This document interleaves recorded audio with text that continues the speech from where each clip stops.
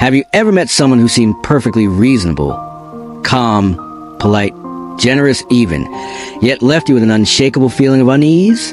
What if the real danger in people isn't found in explosive tempers or open hostility, but in something far more subtle? Swiss psychiatrist Carl Jung believed that the most dangerous individuals aren't necessarily those who are aggressive or deceitful. In fact, the real threat often comes cloaked in charm, composure, and apparent kindness. That's exactly what makes it so hard to detect, until it's too late. In this video, we'll explore Jung's deep psychological insights and uncover the hidden trait he believed was a critical warning sign. By the end, you may begin to see certain people, and perhaps even yourself, in a very different light. But first, don't forget to subscribe to the Mental Quest channel for early access to videos and exclusive content on personal and spiritual growth. Now, let's dive in. Jung's vision of the human psyche. To truly grasp Jung's warning, we need to understand his view of the mind.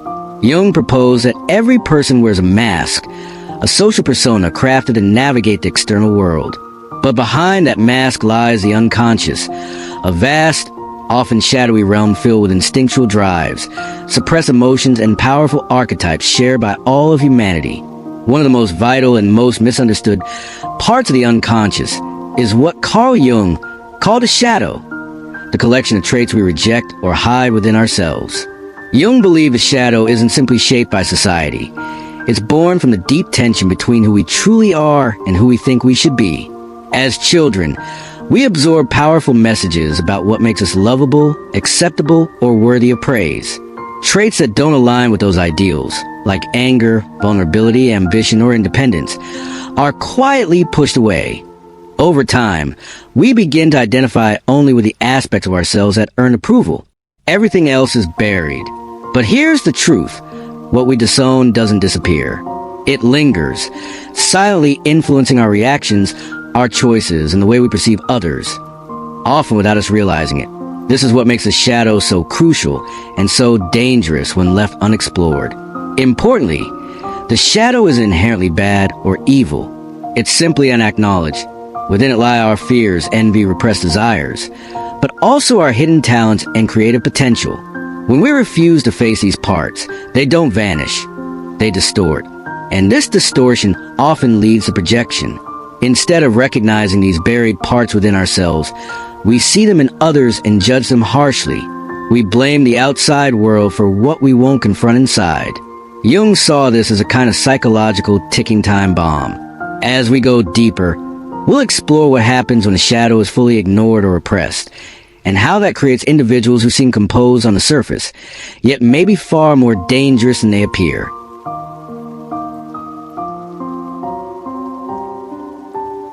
When a person denies their darker impulses, those feelings don't simply vanish. Instead, they retreat deep into the unconscious, gathering strength and waiting for a moment to break through. Carl Jung warned, what is not made conscious will be lived out as fate. In other words, the more we refuse to acknowledge our flaws, the more they end up controlling us, silently, invisibly, and often destructively.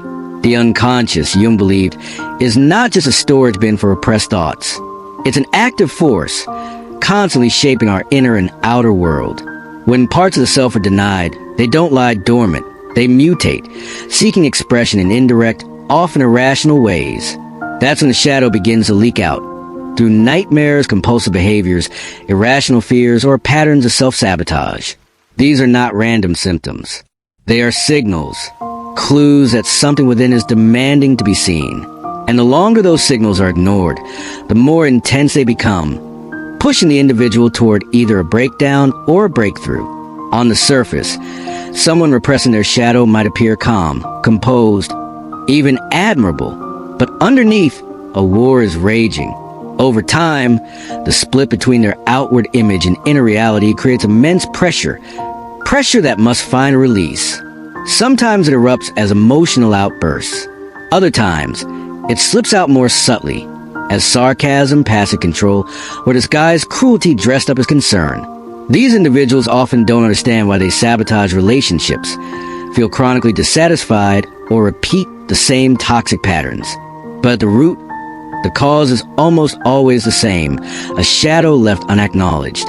And this becomes especially dangerous when paired with one particular illusion, an illusion Jung considered even more insidious than denial itself, the illusion of moral superiority. The people Jung warned us about most weren't the openly hostile or clearly malicious. They were those who genuinely believed they were entirely good. When someone sees themselves as morally pure, spiritually advanced, or fundamentally righteous, they lose the ability to self-reflect. They become blind to their own flaws, not out of malice, but out of conviction. And that's what makes moral superiority so dangerous. It's immune to criticism. People who believe they're good will justify their actions, no matter how controlling or cruel. They'll frame manipulation as help, domination as protection, cruelty as tough love. Their behaviors may appear ethical on the surface, but underneath lies something far more troubling. A refusal to confront their own shadow. Jung believed that the more someone clings to the identity of being virtuous, the more likely they'll unconsciously express its opposite, precisely because they've buried any awareness of that darkness within themselves. So what connects all of this? What is the invisible thread running through these dangerous, often unnoticed patterns? Jung gave us a chilling answer. But before we explore it, if you're finding this video insightful, consider sharing it with someone who might need to hear these ideas. And if you'd like to support Mental Quest in creating thoughtful, soul-centered content, you can click the thanks button below to leave a donation. Your support truly makes a difference. Now, let's return to what Jung saw as his most alarming insight, the most dangerous sign, according to Carl Jung. Carl Jung believed that the most dangerous trait a person can possess is a complete lack of shadow awareness. When someone refuses to acknowledge their own capacity for wrongdoing, when they believe they are incapable of anger, cruelty, deception, or selfishness, they become truly unpredictable. It's not the presence of darkness that makes a person dangerous. It's the denial of it. People who are aware of their flaws, who recognize the potential within themselves to harm, are often more trustworthy. Why? Because that awareness brings caution, responsibility, humility. They take steps to prevent their darker impulses from controlling them. But those who believe they have no shadow, who insist they are always kind, always moral, always right, are blind to their own behavior. They justify everything, rationalize anything, and often leave behind confusion, damage, and fractured relationships without ever realizing the role they played. To Jung, this wasn't just a psychological weakness. It was a form of spiritual blindness. So the next time you encounter someone who insists they are always good, always pure, or always in the right pause, ask yourself, what are they not seeing in themselves? The answer might just protect you.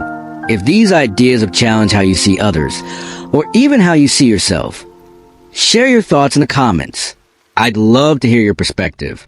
And if you're ready to keep diving deeper into human psyche, don't forget to subscribe to Mental Quest, because the deeper we look into others, the more we're inevitably drawn into the depths of our own soul.